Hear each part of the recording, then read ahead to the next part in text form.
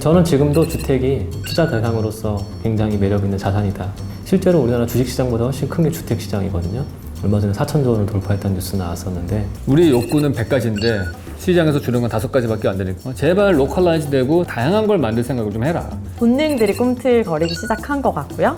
아직도 멀었는데 지금이 딱 이 시기인 것 같아요. 전문가들 입장에서는 매년 아파트의 공간이 조금씩 바뀝니다. 진화를 향해 가는 거죠.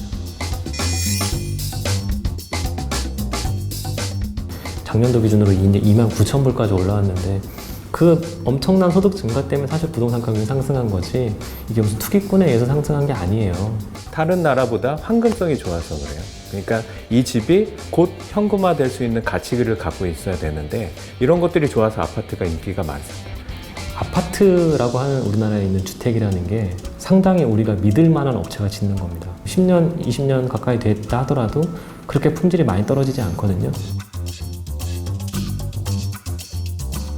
근데 그런 것들은 생각 외로 쉽게 변화되고 있습니다. 실제 주택시장을 바라보는 이런 변화가 최근에 좀 느껴집니다.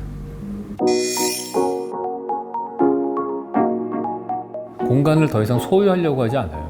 그거 집 하나 구하는데 돈 다 써버리면 세상에 할 재밌는 게 얼마나 많은데 그걸 다 못하게 되니까 소득이 3만 불이 넘으면 그때부터 리빙 시장이 폭발적으로 성장을 한다고 하잖아요. 의식주 중에서 식이 제일 먼저 바뀌고 뭐 의가 그다음 바뀌고 그다음에 주가 바뀌는 거니까 이제는 그 단계에 온 거예요, 우리가. 거의 200개에 가까운 아파트들을 리모델링 하면서 느낀 것은 세상에 같은 라이프 스타일은 단 하나도 존재하지 않더라고요. 우리는 30평형대 아파트, 3베이 아파트를 기본적인 대한민국 중산층의 모습이다 생각을 하고 그거를 쫙 대량 생산하면은 다 똑같이 그런 집에 사는 거예요, 또. 그거는 정답이 절대 될 수가 없어요. 그래서 예를 들면 이 아파트를 혼자 사는 것에 최적화되게 만들어 달라라는 요구들이 생각보다 꽤 자주 있었고 전셋집이라도 가구에 굉장히 돈을 많이 투자하시는 거는 확실히 보이는 것 같아요. 단독주택이 갖고 있는 장점들이 분명히 있잖아요. 작은 텃밭도 만들 수 있고 이런 테라스도 있고 아파트는 이제 그런 것들을 가지고 오려고 하고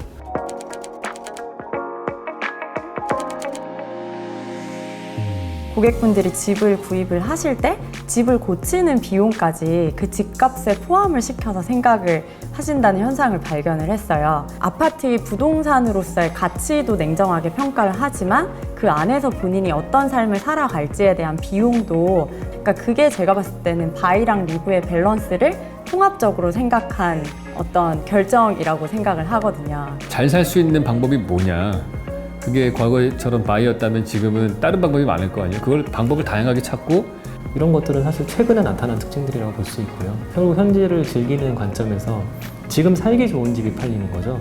집이라는 건 자신이 갖고 있는 가장 큰 재산임과 동시에 가족의 행복의 출발이 되는 공간이기 때문에 집이라는 것은 저의 또 다른 자아인 것 같아요. 지금이라도 우리가 건축이 얼마나 나의 행복에 큰 영향을 미치는가.